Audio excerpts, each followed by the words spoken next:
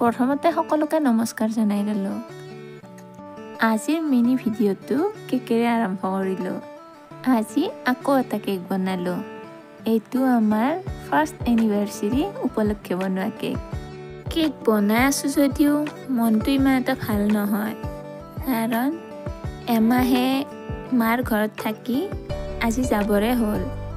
লাগতিয়াল সকলো সামগ্ৰীখিনিয়ে বান্ধি ল'লোঁ আৰু গাড়ীখনো আহি পালে। মনটো খুবেই বেয়া লাগিছে। মাৰ ঘৰৰ পৰা যাব ওলাই। মাৰ ঘৰলৈ আহিব এমাহে হৈ গ'ল। কেনেকেনো দিনকেইটা গ'ল গমেই নাপালোঁ।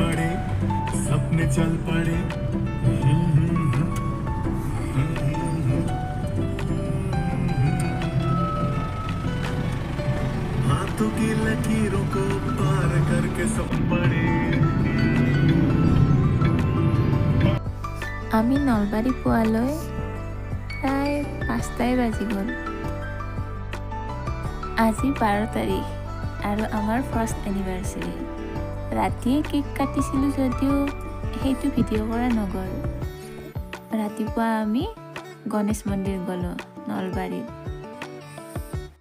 তাত আমি দুয়োজনে ভগৱানৰ আশীৰ্বাদ লৈ আহোঁতে মন্দিৰৰ সন্মুখতে থকা হোটেলখনত সোমালোঁ।